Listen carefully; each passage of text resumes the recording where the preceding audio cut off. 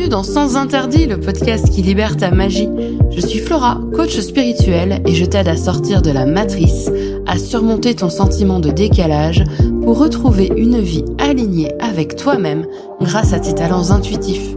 Tous les vendredis, seul ou avec une invitée, je vais te parler de spiritualité ancrée et décomplexée, avec des expérimentations, des histoires, des outils et des explorations du monde spirituel. Je t'invite à retrouver ce qui est le plus précieux, ta vérité. Bonne écoute! Bienvenue dans Sans Interdit, le podcast qui révèle ta magie. Je suis Flora, ton hôtesse, et je suis ravie de te retrouver pour ce nouvel épisode. Alors aujourd'hui, on va pas faire de chichi, hein. On va être straight to the point. L'idée là, c'est de t'expliquer un petit peu comment tu vas pouvoir choisir quelqu'un pour te guider, quelqu'un pour te faire une séance de voyance, de guidance, de channeling, de médiumnité, de tout ce que tu veux. En fait, je vais t'aider à trouver un interprète. Je vais t'aider à trouver une traductrice. Je vais t'aider à comprendre ce qui peut se passer du point de vue de la praticienne. Donc, je vais te donner beaucoup mon point de vue, mon vécu, mais également ce qui va se passer de ton point de vue à toi en tant que cliente potentielle. Pas forcément avec moi, hein, on est d'accord là-dessus. Et enfin, on va quand même faire le point sur les red flags. Donc, vraiment, faut que tu comprennes que c'est pas parce que moi-même je suis voyante, médium, channel, etc., que je fais ça depuis très longtemps, quasiment toute ma vie, que je ne consulte pas. Je consulte aussi. Donc, en fait, je suis un peu des deux côtés de la barrière. Je suis à la fois professionnelle et en même temps cliente.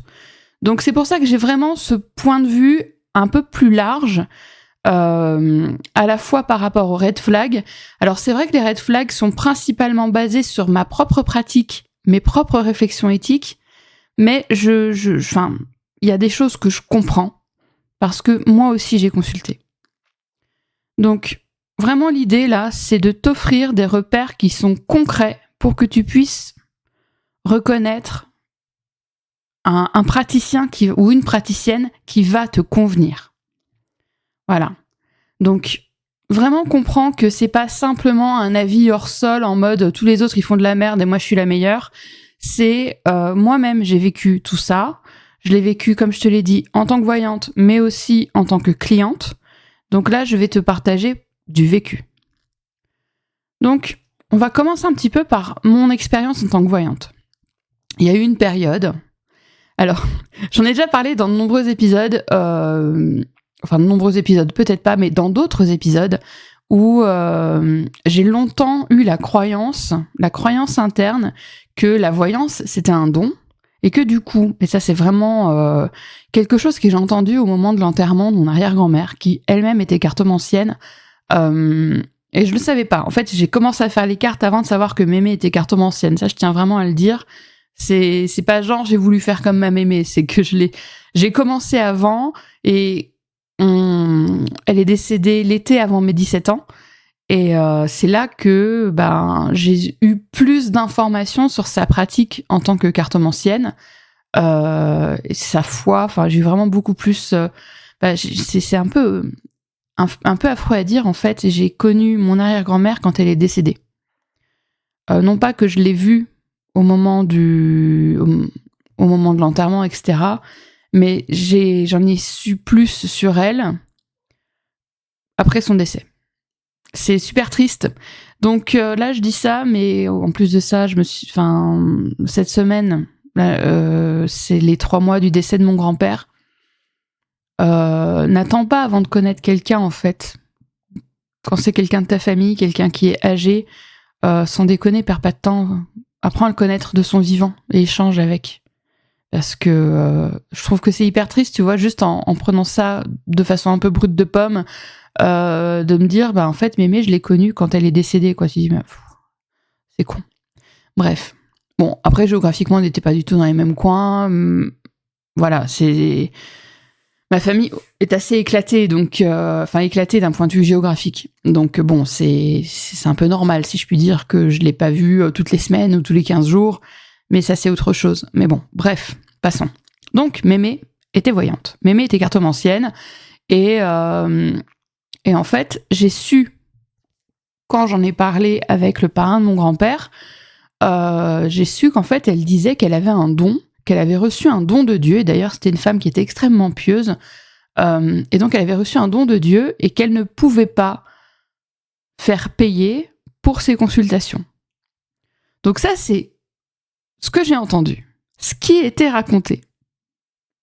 Donc, j'ai développé ma croyance autour de ça, autour de ok, moi je me suis naturellement dirigée vers la voyance, je fais les cartes de manière... Bon, j'ai étudié, hein, j'ai étudié, j'ai vraiment beaucoup travaillé autour de... Et je travaille toujours autour du tarot et des jeux que j'utilise, mais à cette époque-là, j'avais déjà énormément étudié, et je me suis dit, ok, donc je suis voyante, donc c'est un don, parce que Mémé disait ça, parce que Mémé disait que c'était un don divin. Alors moi, je croyais pas spécialement en Dieu, en termes de Dieu chrétien, mais ok, donc c'est un don que j'ai reçu.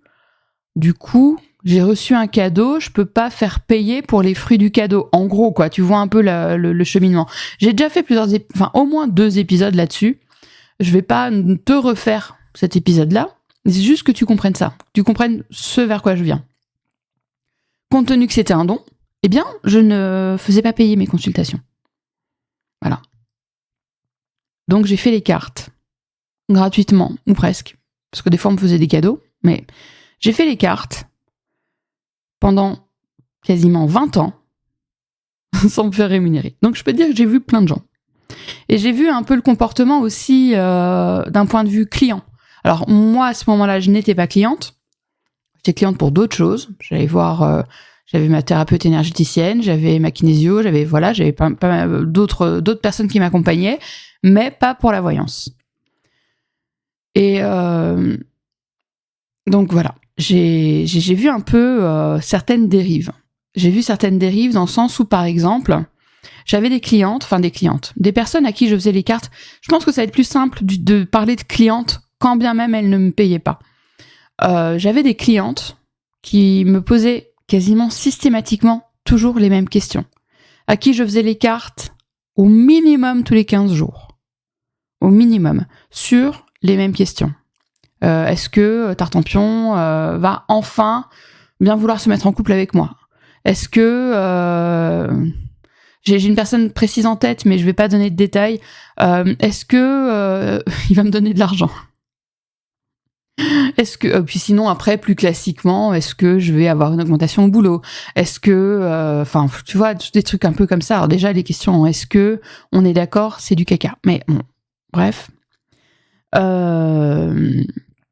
Donc c'est vrai que on me posait souvent les mêmes questions et on venait vraiment toujours pour les mêmes problématiques, mais sans évolution. Tu vois, parce que tu pourrais venir à un moment donné.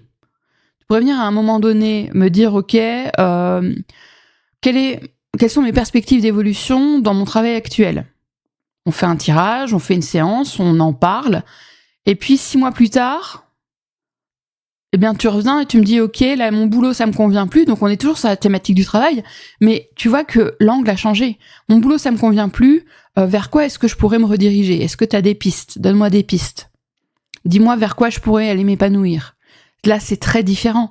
C'est très différent que tous les 15 jours venir me voir et me dire est-ce que Tartampion, il va bien vouloir me filer ses clés pour que je puisse aller profiter de sa piscine. C'est pas la question que j'avais posée initialement, mais c'était toujours en fait autour de ça. Est-ce que machin bidule, il va accepter qu'on soit ensemble ? Et je te dis pas, c'était pas une gamine qui me posait cette question-là, c'était une femme d'âge mûr. Elle avait l'âge de mon père. Hein. Donc voilà, juste pour replacer le truc. Donc j'ai remarqué ça. J'ai vu qu'effectivement, moi je faisais les cartes. Tu vois, moi j'étais vraiment dans une position hyper sacrificielle, hein, très clairement. J'étais tellement heureuse de faire les cartes parce que c'est un truc que je kiffe tellement. J'étais tellement heureuse de le faire que, écoute, tu venais, tu me reposais la même question. Et c'était pas grave parce que moi j'étais contente, tu vois, je te faisais profiter de ce don de Dieu. Non mais tu vois un peu les conneries qu'on peut se raconter quand même, les narrations qu'on peut avoir, c'est incroyable. Bref, Tout ça, ça a duré 20 ans. Donc voilà, j'ai vu des gens qui revenaient vers moi très, très régulièrement, beaucoup trop régulièrement, pour toujours me poser les mêmes questions. Alors moi, je les aidais à reformuler, mais toujours les mêmes questions. Des personnes qui... Alors ça, c'était vexant ou possible, punaise.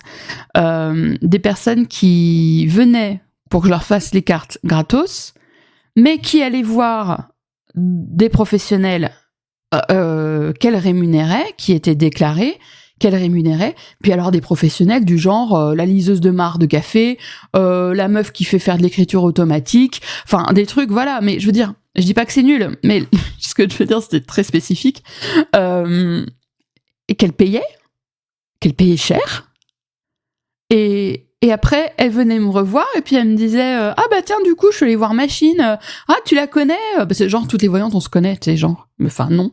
Bah non, en fait. Ah, je suis allée voir Machine. Bah, l'île Mar de Café, c'est trop bien. Ah bah c'est rigolo parce qu'elle m'a dit exactement la même chose que toi. Ok, et t'as coûté combien la séance? 80 €. Voilà. Donc ça, bon, du coup, ça c'est un petit aparté pour toi qui éventuellement fais les cartes et aimerais le faire contre rémunération. Déjà, je t'invite à te déclarer lorsque tu le fais, d'une part. Mais d'autre part, fais attention à qui tu fais les cartes quand tu le fais gratos. Parce que le gros souci, vraiment l'énorme souci, c'est que, alors oui, ça amène énormément d'expérience que de faire les cartes à plein de gens. Alors forcément, quand tu le fais gratuitement, bah t'as du monde. Ah bah c'est bizarre, hein, mais à partir du moment où tu commences à demander de l'argent, bah t'as plus grand monde. Bref, même si t'es très doué dans ce que tu fais. Cela étant, donc, ok, avoir de l'expérience, très bien. Évidemment, moi, je veux dire, j'ai toujours commencé par expérimenter en offrant des séances, j'avoue, hein, j'ai toujours fait comme ça parce que j'avais besoin un petit peu de percevoir les cadres, de comprendre un petit peu comment ça fonctionnait. Donc, j'ai toujours fait ça. Quel que soit le domaine, j'ai toujours fait ça. Mais il y a un moment où déjà, il faut s'arrêter. Il faut s'arrêter parce que plus tu donnes gratuitement, plus tu t'exposes à avoir des trucs un peu à la con comme ça, genre toi je te donne rien même si tu proposes une participation contre don libre, ça c'est une arnaque, le fais pas. Pose un tarif. Donc t'as ta pote à qui t'as fait les cartes gratuitement, avec qui tu passes du temps, avec qui tu passes du temps pour débriefer, pour l'aider à se recentrer, à revenir un petit peu sur son chemin. Tu vois, tu passes vraiment du temps. Et puis avoir quelqu'un d'autre, qu'elle paye 80, 100, 150 €, et puis elle revient te voir en disant « Oh, tiens, elle m'a dit la même chose que toi. » Pour ma part, alors, il est extrêmement possible, et je te le souhaite, que tu sois pas câblé comme moi. Pour ma part, ça m'a renforcé mon petit syndrome de l'imposteur des familles. Comment te dire? Donc, ne fais pas ça. Ne fais pas ça, faut pas travailler gratuitement. Ou alors, avec des personnes qui sont capables de comprendre la valeur de ce que tu offres. Tout simplement. Parce que sinon, tu t'exposes à...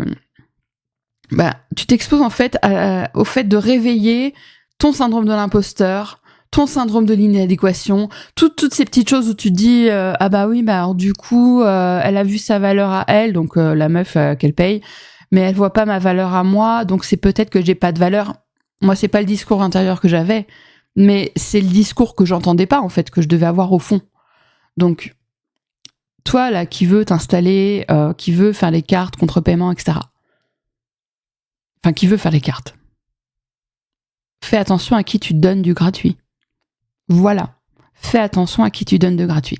Parce que moi, vraiment, l'énorme problème que j'ai eu, c'est que, et encore une fois, je te souhaite de pas être câblé comme moi, c'est que j'avais tellement besoin d'amour, j'avais tellement besoin de reconnaissance que j'offrais mon temps, que j'offrais mon énergie. J'ai fait une publi il y a pas très longtemps, je sais plus si c'était un reel ou pas, enfin, peu importe. En fait, où j'expliquais mon temps d'installation avant de faire les cartes, quand j'ai une séance avec une cliente. Et même pour faire une guidance, la guidance du lundi que je canalise, etc. En fait, c'est le même process. C'est très très simple. avant une séance, qu'elle soit d'une demi-heure, de 10 minutes, d'une heure, voilà, j'ai en incompressible entre 20 et 30 minutes de préparation. Non pas qu'il faille que je cherche mon jeu de cartes, parce que t'inquiète qu'il est toujours avec moi, parce qu'en fait, il faut que je me prépare moi, il faut que je me prépare énergétiquement, il faut que je prépare la pièce où je travaille, il faut que je mobilise mes énergies, il faut que je fasse grimper le taux vibratoire. J'ai du travail en fait. S'il y a des petites saloperies, il faut que je nettoie. Alors généralement, c'est quand même relativement propre chez moi. Je parle évidemment énergétiquement, parce que sinon après TMTC, deux chats, deux chiens, voilà. Mais chien à poil long et chat à poil long, bref. Donc, j'ai en incompressible minimum 20 minutes.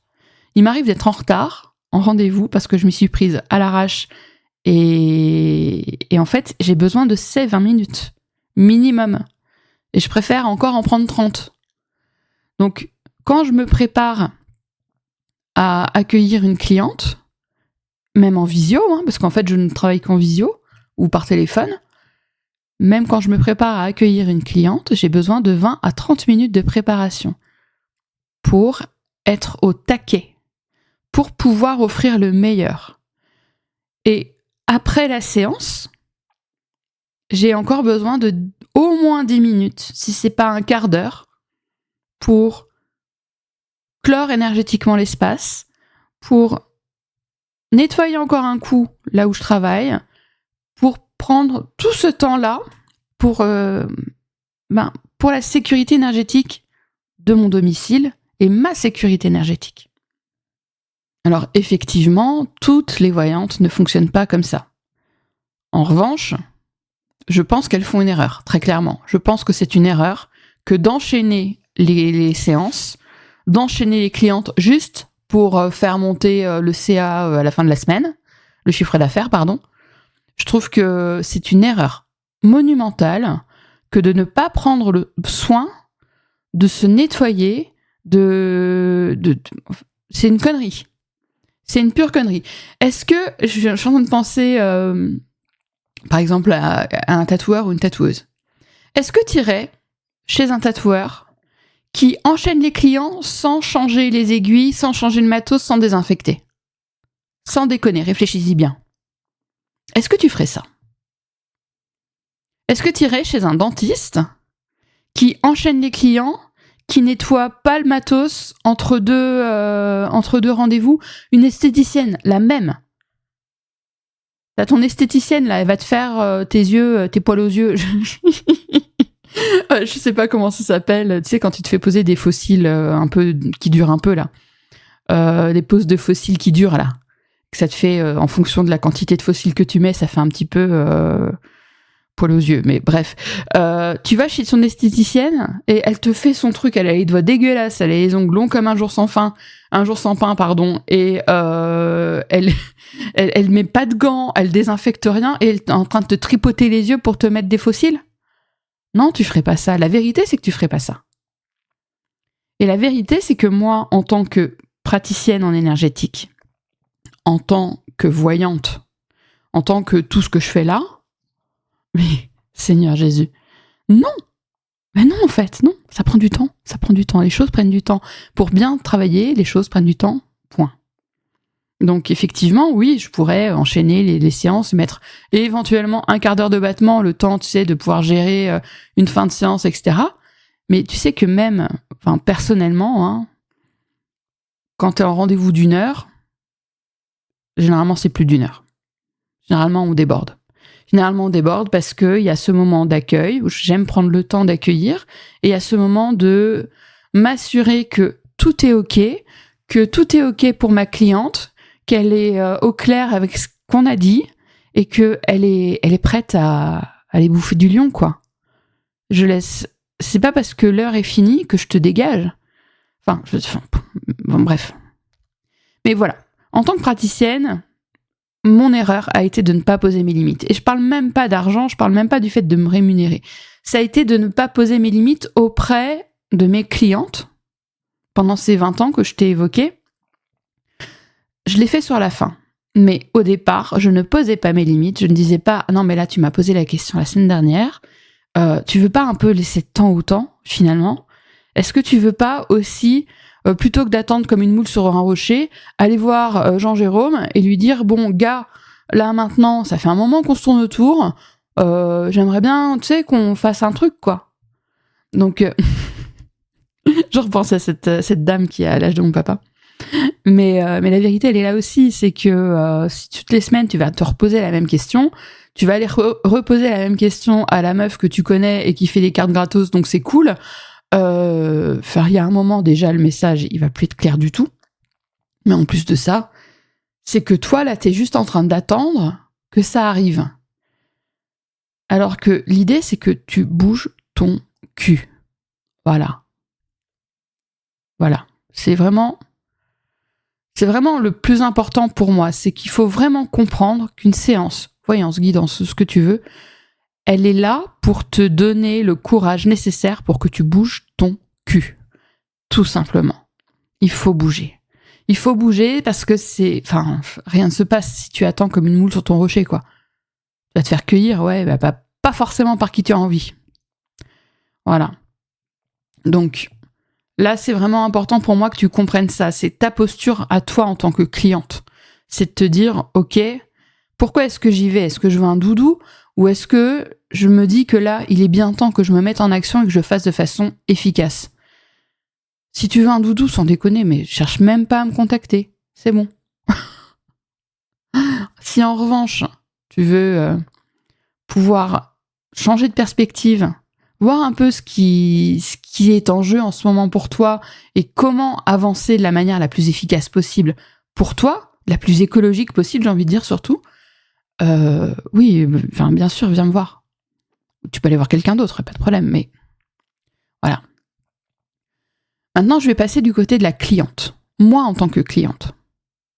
La première fois, alors, bon, je suis inexacte. Alors, j'avais mes copains j'avais mon meilleur ami qui me faisait les cartes quand on était ado. Je disais beaucoup de caca parce qu'en fait, on posait toujours les mêmes questions sur les mêmes choses parce qu'on était un peu couillons parce qu'on était ado. Bon, voilà. Ensuite, j'ai reçu. Alors, initialement, c'était pas du tout prévu que ça se passe comme ça, mais j'étais allée voir celle qui est devenue mon enseignante Reiki.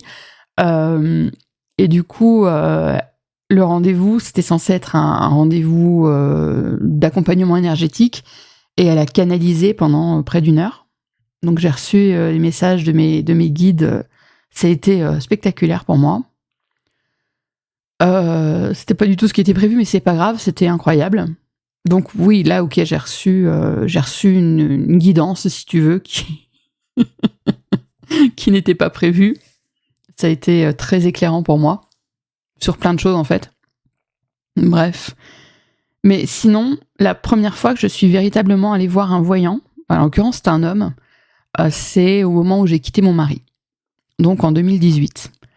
Alors ce qui est amusant, je crois que c'est une histoire que j'ai déjà racontée, mais je vais la re-raconter. C'était plusieurs mois avant. Ah oui, je pense que c'était au moins 1 an avant. On était en voiture et on était en voiture un samedi matin et on écoutait, je crois que c'était l'Heure FM, donc j'habite en Lorraine, donc c'est une radio régionale. On écoutait l'Heure FM et puis il y avait une émission de voyance. Et puis mon mari qui dit c'est vraiment de la merde, on va changer de chaîne. Je dis non, laisse-moi écouter, par curiosité quoi. Et donc il y avait un voyant. Et il y avait des personnes qui venaient poser les questions, et puis il faisait un tirage rapide et il aiguillait individuellement les personnes. Sur un tirage très rapide, c'était gratuit, Puis je commence à l'écouter, et j'entends la question de la personne, et j'ai les informations qui viennent, et le voyant dit la même chose que moi. La même chose que les informations que je venais de recevoir. Et je me suis dit, oh on est sur la même longueur d'onde. Et puis ça a fait ça, on était en voiture, on était en voiture un moment quand même. Hein. Et quasiment toute l'émission, alors j'avais mon mari à côté qui pestait, qui disait c'est vraiment de la merde, la voyance c'est vraiment un truc de gogo. Mais il savait que je le faisais, il savait que je faisais les cartes, il le savait tout ça, mais il s'en battait les couilles de dire des choses comme ça. Il était même bien content de le dire et de me faire de la peine, c'est très très clair. Bref. Et moi, j'écoutais, et le voyant s'appelle Yanis. J'écoutais Yanis, et je me suis dit, mais si jamais un jour j'ai besoin d'aller voir quelqu'un, ce sera lui. C'était certain pour moi. Donc, j'ai pris son nom, et j'ai cherché ses coordonnées, et je l'ai gardé dans mon téléphone. Et le 4 juillet 2018, j'ai dit à mon mari que je voulais qu'on divorce. Sauf que moi, j'avais rien. J'avais pas de thunes, pas de boulot, pas de logement, aucune perspective. Enfin, c'était le saut dans le vide. Vraiment le saut dans le vide. Et j'ai quand même eu ce moment de mais terreur. C'est même pas de la trouille. C'était de la terreur absolue. Je me suis dit, putain de merde, je vais faire quoi? Oh mon Dieu, je vais faire quoi? Je voulais pas retourner auprès de lui. Retourner auprès de lui la queue basse. Oh Seigneur, non. Non, non, non, non, non. Mais je savais pas ce que j'allais faire. J'avais peur. J'avais vraiment très très peur. Et donc je me suis dit, ok, je vais prendre rendez-vous avec Yanis. J'ai pris rendez-vous avec ce monsieur.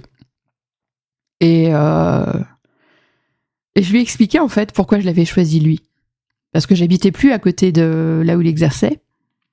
Non, enfin, je pense qu'il est à la retraite maintenant. Mais il était dans le coin de Thionville. Et donc ça me faisait quand même un peu de route pour y aller. Et donc je lui ai expliqué, je dis écoute, voilà, enfin écoutez, parce que je vous voyais à ce moment-là, puis ensuite je l'ai tutoyé. Mais je dis voilà, écoute, je t'ai entendu dans l'émission sur leur FM, et tout ce que tu disais, je l'entendais juste avant que tu le dises, et je me suis dit que si j'avais besoin d'aller voir quelqu'un, ce serait toi. Il m'a dit ah oui, je dis bah oui, moi aussi, je dis moi je fais les cartes, je dis mais là je peux pas me les faire pour moi, j'ai besoin en fait de lumière. Et je suis émue en fait en y pensant parce que il a été d'un secours incroyable. Il a été d'une gentillesse, d'une écoute, et j'ai très peu dit, hein. J'ai très peu dit parce qu'évidemment, je suis peut-être voyante, mais je me méfie.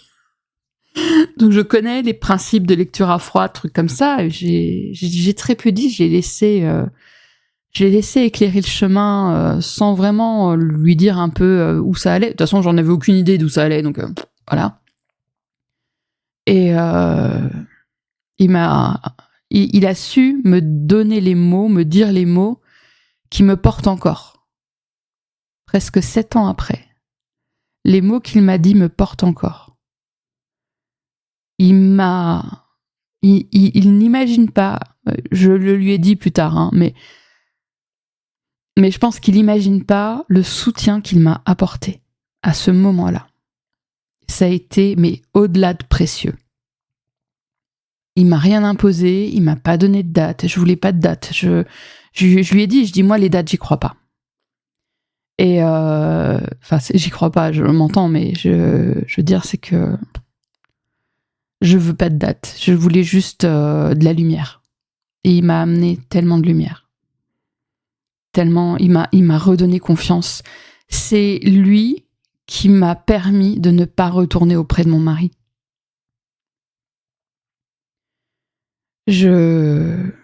Des fois, je me dis qu'un jour, j'écrirai peut-être un bouquin, ne serait-ce que sur les 2 mois de rupture. Enfin, les 2 mois de rupture, les 2 mois entre le moment où je lui ai dit que je voulais qu'on divorce et le moment où je suis partie. Déjà, rien que là, j'ai un gros bouquin à écrire. Mais bon, bref. Yanis m'a donné le courage. Le courage de ne pas revenir auprès de mon mari, qui était un homme qui m'a fait beaucoup de mal. Et c'est vraiment précieux, et c'est dans cette veine-là, en fait, que moi je travaille. Pas pour séparer des couples, hein, on s'entend, mais pour apporter de la lumière et du courage. Et c'est pour ça que je suis allée auprès de lui. Je savais, intuitivement, je savais qu'il allait m'aider dans ce sens-là. Et d'ailleurs, ce qui est amusant, c'est que ensuite, je lui ai fait des soins énergétiques, je lui ai transmis des soins énergétiques, et je lui ai fait les cartes aussi plusieurs fois. Mais ouais, Yanis a été un personnage décisif, en fait, pour moi. Vraiment. Il a vraiment été décisif. Mais ouais, c'est vraiment d'une aide. C'est vraiment pour te dire que, je prétends pas être entre guillemets aussi bonne. Je veux dire, on s'en fout, on fait pas des concours de taille de zizi, hein. Mais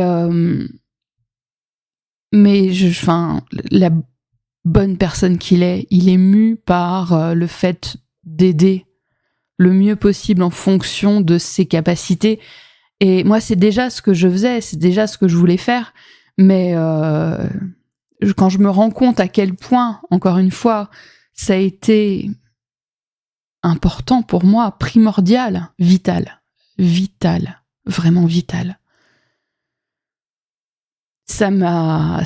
Tu vois, j'en reparle là, et je me rends compte à quel point ma posture, ma position en tant qu'accompagnante, en tant que messagère, je me rends compte à quel point elle est précieuse en fait. Je me rends compte à quel point notre position en tant que messager est précieuse.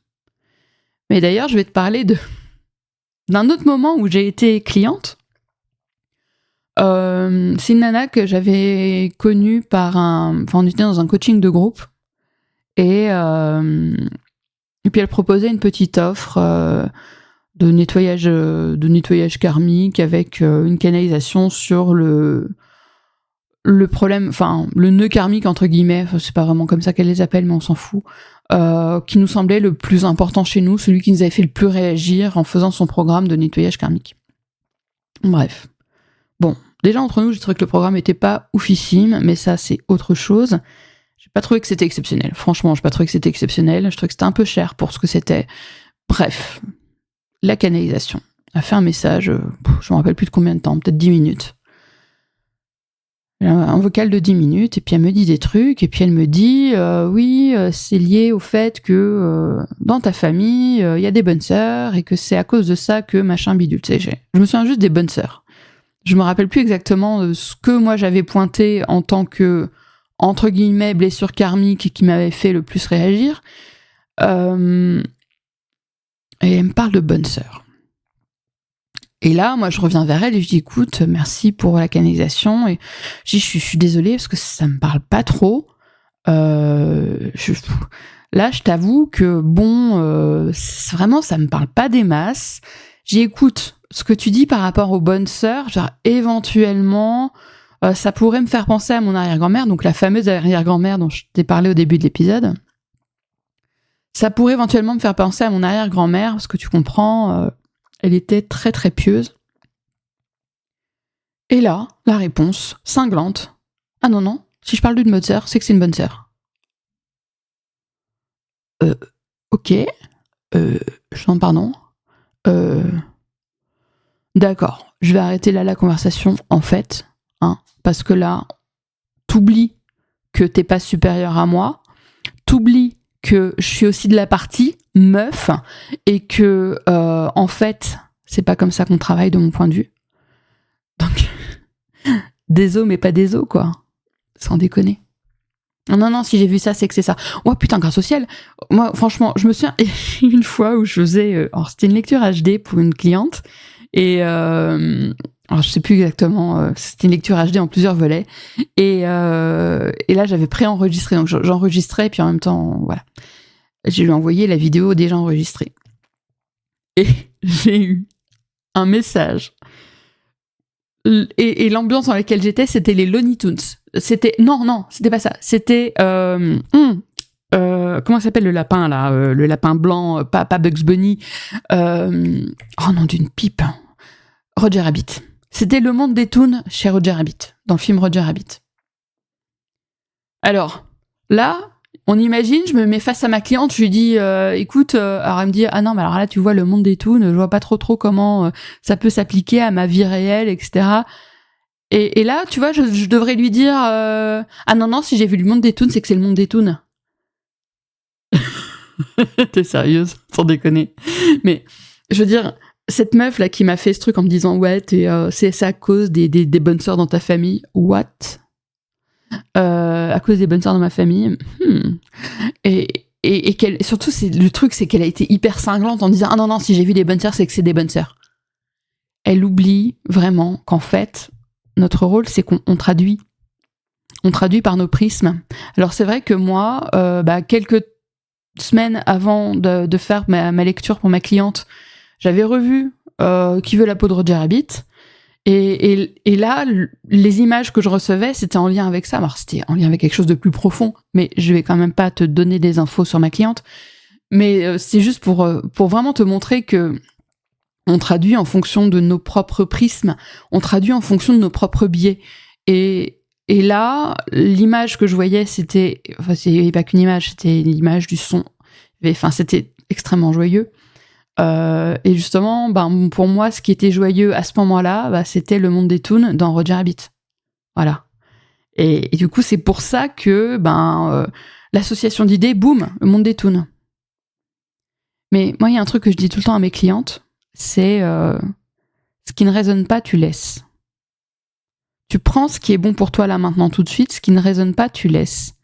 Parce que ce qui résonne pas, c'est une graine pour plus tard. Parce que des fois, on n'est pas capable de tout percuter d'un coup. Souvent, on n'est pas capable de tout percuter d'un coup, parce que ça fait beaucoup d'infos. Et des fois, ça sert à rien de capillotracter, ça sert à rien de foutre du mental dessus, ça sert à rien d'essayer de comprendre en faisant par le truchement de bidule de machin.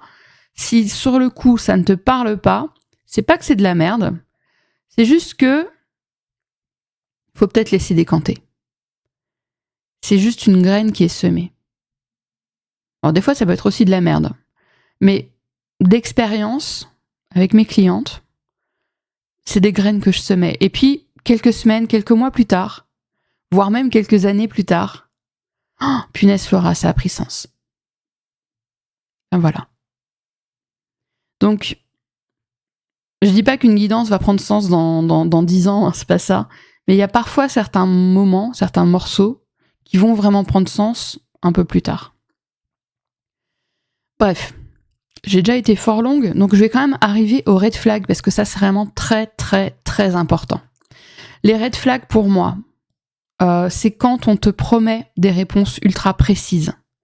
Des réponses ultra précises datées au jour près. Alors, là-dessus, je mets quand même un bémol. Enfin, un bémol à mon bémol.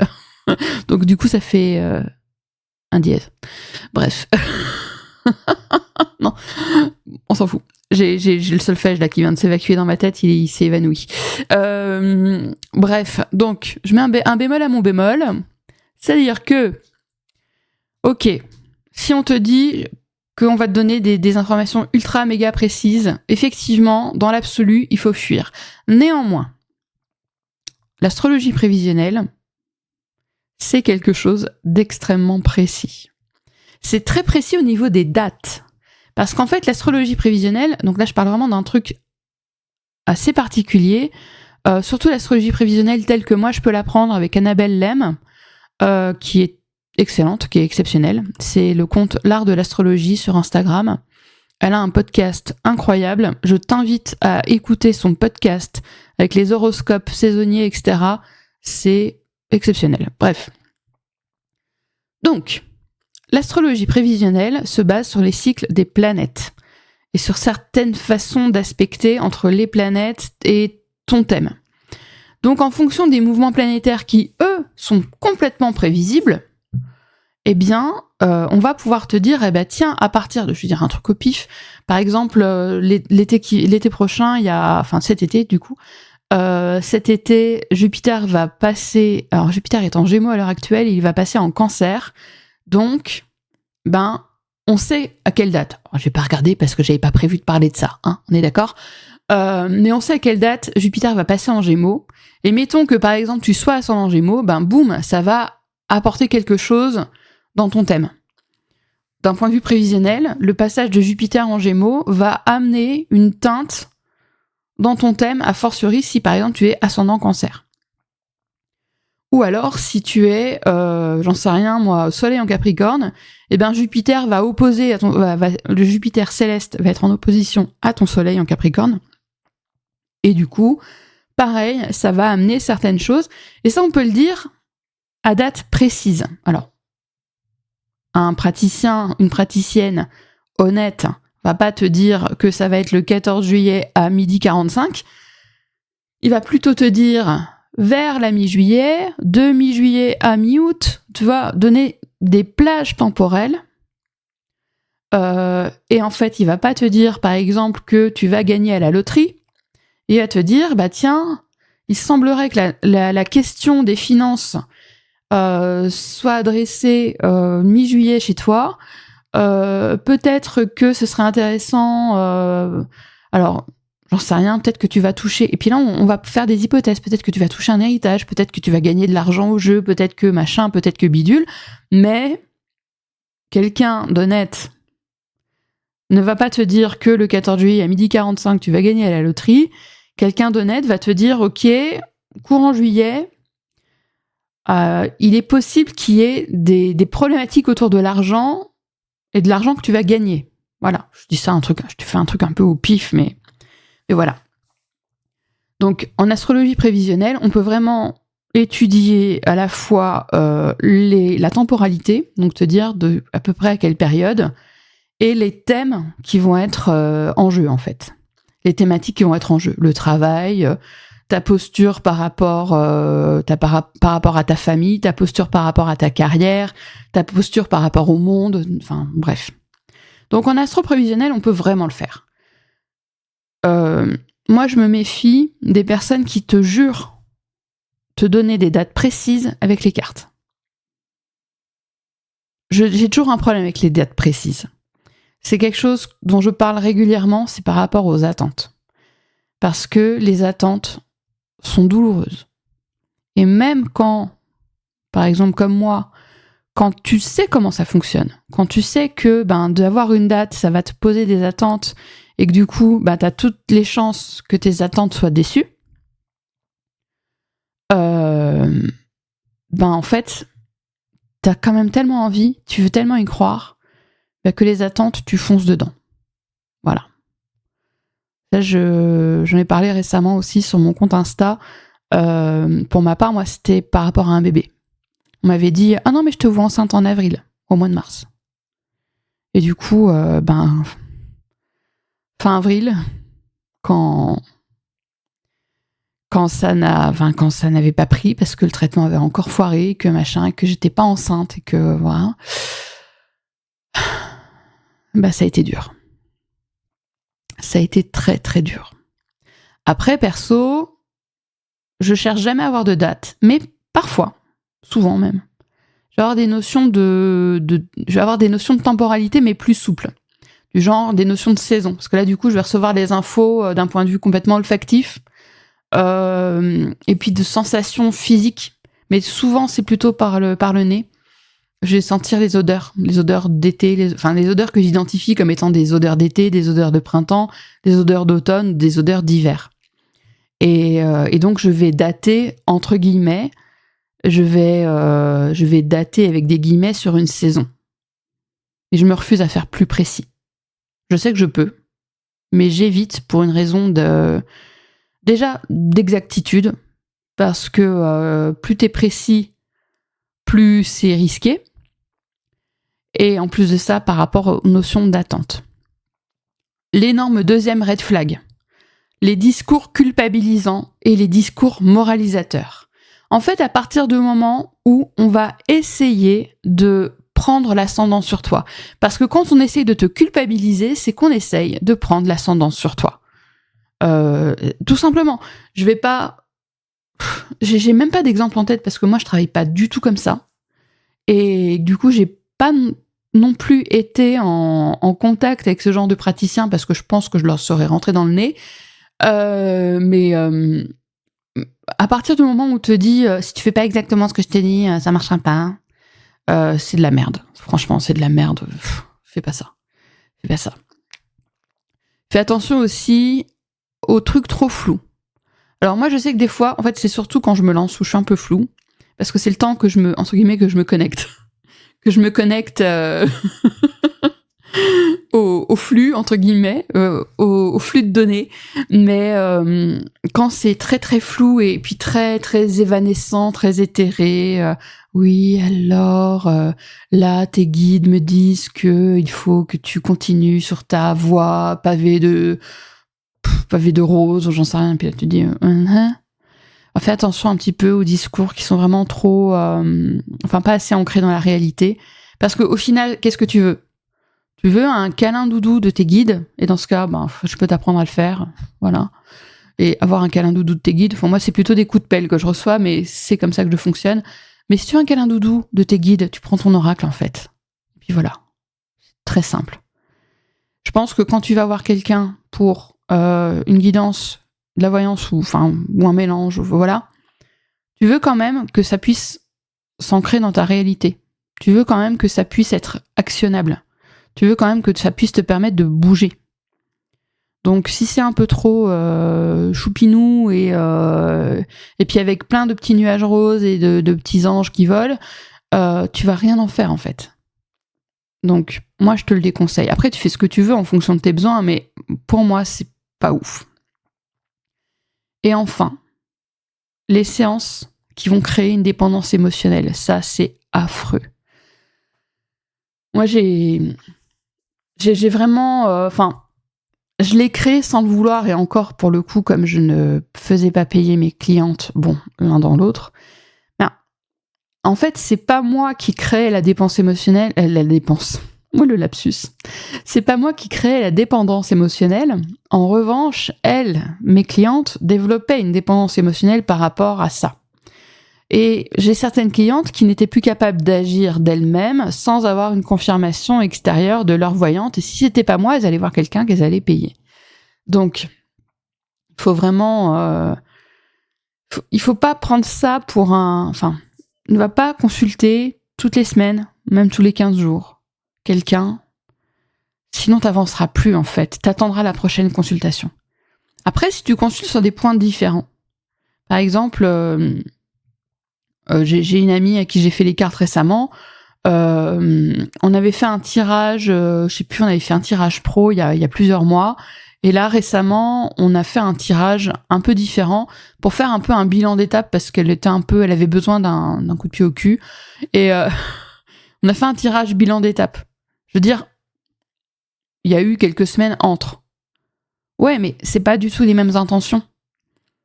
Donc, moi, je savais qu'elle était un peu perdue, je lui ai proposé ça me faisait plaisir de lui faire parce que c'est une de mes amies, puis on passe notre temps à faire des échanges comme ça, elle me fait des soins, moi je lui fais les cartes. Donc je veux dire, pour moi, c'était complètement ok, ça venait du cœur, tu vois. Oui, je fais encore les cartes gratuitement, mais à des personnes qui sont capables d'apprécier en fait ce que je fais. Mais ce que je veux dire, c'est que voilà. L'intention était complètement différente. Elle avait pas nécessairement besoin de moi, mais c'est juste que je lui ai dit, tiens, si t'as envie, on fait un tirage, on prend une demi-heure, 3/4 d'heure, on fait un petit tirage et puis on regarde un peu ce que ça donne comme info, quoi. Voilà. Mais si toi, tu te mets dans une position soit personnelle, soit c'est le praticien ou la praticienne qui te met dans cette position-là je me sens pas capable d'agir tant que j'ai pas une confirmation extérieure, tu vas plus rien faire. Tu feras plus rien. C'est pas bon pour toi, en fait. Parce que là, tu te mets dans une position de vulnérabilité où tu as plus de possibilités de te faire complètement manipuler. Je ne te le souhaite pas. Voilà. Donc, concrètement, pour moi, si tu repars d'une séance avec, peu importe le type de pratique, mais une séance de guidance, d'éclaircissement, d'éclairage, de ce que tu veux, que ce soit de la voyance, médiumnité, machin, on s'en fout. Si tu en repars avec la peur au ventre, ou avec le besoin de réserver la prochaine séance tout de suite, parce que sinon tu sais pas ce qui va se passer ensuite, on n'est pas sur Netflix. Vis ta vie. Voilà. Mais, très concrètement, là, pour faire un résumé de l'épisode qui est très, très, très, très, très, très long. Si tu veux trouver quelqu'un avec qui tu résonnes pour te guider, en fait, pour te permettre de te remettre à la place de celle qui conduit j'allais dire le chariot, parce qu'en fait, je me suis fait un tirage hier et une des cartes qui est tombée, c'est le chariot. Donc le chariot avec la personne qui est en train de tenir les rênes. Si tu veux à nouveau te sentir en capacité de tenir les rênes de ton chariot, de ta vie. Et si tu te demandes comment trouver cette personne-là, bouche à oreille déjà d'une part, marche très très bien le bouche à oreille.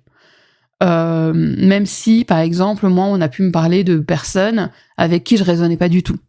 Voilà, mais le bouche à oreille, ça peut être un premier pas. Les réseaux sociaux, on est tous là à gesticuler sur les réseaux sociaux et à se montrer et à raconter un peu nos trucs et à essayer de montrer un peu nos points de vue. Réseaux sociaux. Les reels où tu vois la personne, les podcasts, comme celui-ci par exemple. T'as beaucoup de façons en fait de rencontrer, même pour une consultation à distance, de rencontrer des praticiens maintenant. Donc, moi, ce que je te suggère, mais après, ça dépend de ta façon à toi pour entrer en contact avec quelqu'un. Ce que je te suggère, c'est d'avoir une petite phase d'observation, de voir un petit peu comment cette personne s'exprime, quel est son message en fait, quelle est son éthique. C'est important pour toi. Vraiment, hein, je te le dis à toi en tant que cliente potentielle, pas forcément ma cliente encore une fois, mais c'est important pour toi en tant que cliente de faire attention à l'éthique de la personne. Fais attention à son éthique. Parce que, moi, j'ai pas fait attention à ça parce que je m'étais dit que la meuf là qui m'a fait une canalisation avec l'histoire de la bonne sœur. Je l'avais donc rencontrée dans un coaching de groupe, j'avais échangé avec elle avait l'air plutôt sympa, plutôt cash. Moi, j'aimais bien en fait, j'aimais bien son style. Et je lui dis, tiens, why not ? Moi, je suis beaucoup du genre à soutenir, tu vois. Donc, je lui dis, tiens, son offre a l'air plutôt cool, vas-y, je vais la prendre, je la soutiens. Et puis, voilà, mais c'est parce que ça, c'est mon côté bisounours, tu vois. C'est mon côté hyper bisounours. Et du coup, j'ai été bien déçue parce que je me suis pas du tout interrogée sur sa position éthique. Parce que, moi, je me disais, non, mais la nana, elle a quand même vécu des trucs assez dingues. Elle a quand même eu une vie difficile. Je pense que ça lui a apporté beaucoup pour prendre soin des autres, en fait. Non. Elle est encore dans une position, elle est toujours, dans une posture de domination. Moi, ça m'intéresse pas. Et moi, ça m'intéresse pas non plus de dominer les gens, je m'en fous. Tu vois, j'aime bien me voir un peu comme Madame Weasley dans Harry Potter. Tu vois, c'est la mère de famille, un peu foutraque, un peu rigolote, qui fait des pulls moches, mais qui prend soin. Qui cherche pas à prendre la lumière et qui prend soin. Après, il y en a beaucoup qui aiment bien le bling-bling et qui se disent que quelqu'un d'un peu bling-bling va être forcément plus efficace. Peu importe, ça c'est ton chemin en fait. Mais moi je suis Madame Weasley. Enfin, je vais m'arrêter là parce que ça a été vraiment très très très long. Je m'attendais pas à faire quasiment 1 heure. N'hésite pas à me dire ce que tu as pensé de tout ça. N'hésite pas à me dire comment toi tu choisis tes praticiens, tes praticiennes. Tu peux le faire sur mes réseaux sociaux, tu peux le faire sur l'article de blog qui est associé à cet épisode. L'article de blog sera plus informatif, je précise. N'hésite pas à partager cet épisode si tu résonnes avec. À le partager à ta copine qui va tous les mois voir le même voyant pour s'entendre dire les mêmes choses. Si elle a besoin d'un petit coup de pied aux fesses. Voilà. Et on se retrouve la semaine prochaine pour un nouvel épisode. À bientôt!